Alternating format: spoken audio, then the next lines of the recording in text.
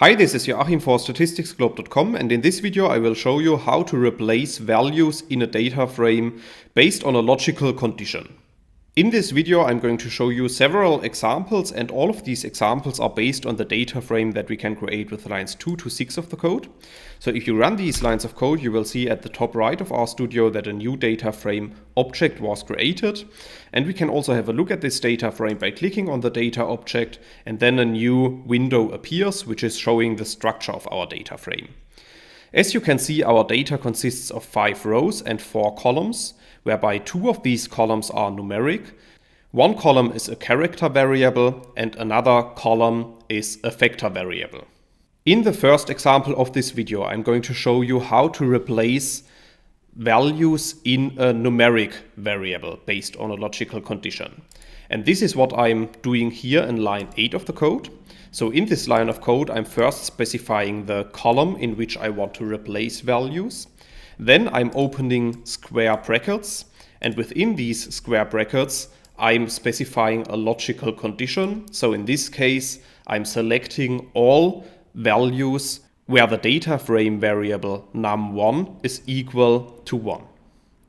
And then I'm specifying that these values should be replaced by 99. So if you run this line of code, our data will be updated. So let's have a look at our data frame again. And now you can see that the first value at the upper left of our data frame was replaced by 99.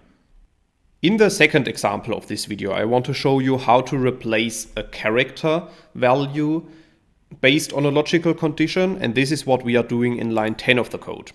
So in this line of code, we are specifying that we want to use our character variable, and then, similar to the first example, we are specifying a logical condition based on this character variable. So in this case, we want to replace all characters b in our variable.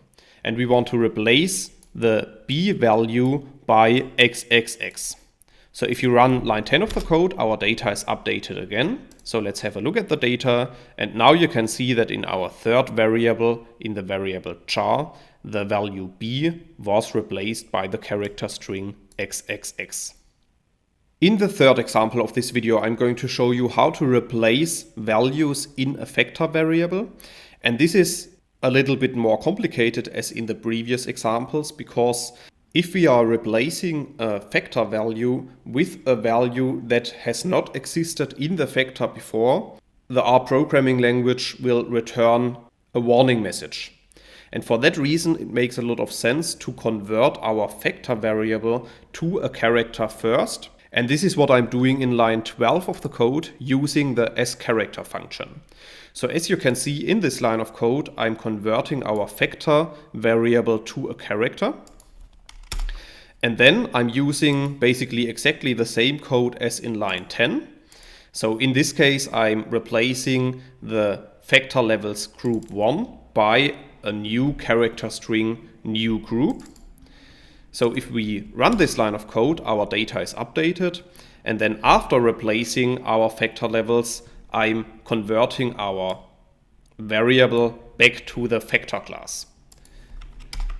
So let's have a look at our data again. And now you can see that all factor levels that were called group 1 before are now called new group. So in the first 3 examples of this tutorial, I have shown you how to replace values in a single variable of a data frame. However, it is also possible to replace all values in the entire data frame. And this is what I'm showing you in the fourth and in the last example of this video in line 16 of the code.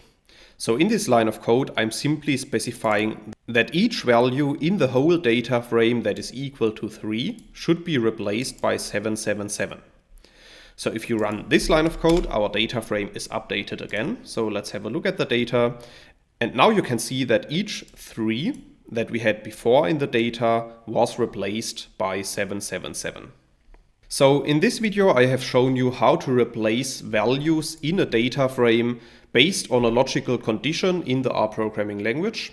However, in case you want to learn more on this topic, you could check out my homepage statisticsglobe.com, because on the homepage I have recently published a tutorial in which I'm explaining the content of this video in some more detail, and I will put a link to this tutorial into the description of the video. Furthermore, if you have liked the video, I would be very happy if you give me a thumbs up on the video or if you leave me some positive feedback in the comments. And make sure to subscribe to my YouTube channel to get notifications in future when I'm releasing new videos to the channel. That's it for this video. Thanks a lot. See you next time.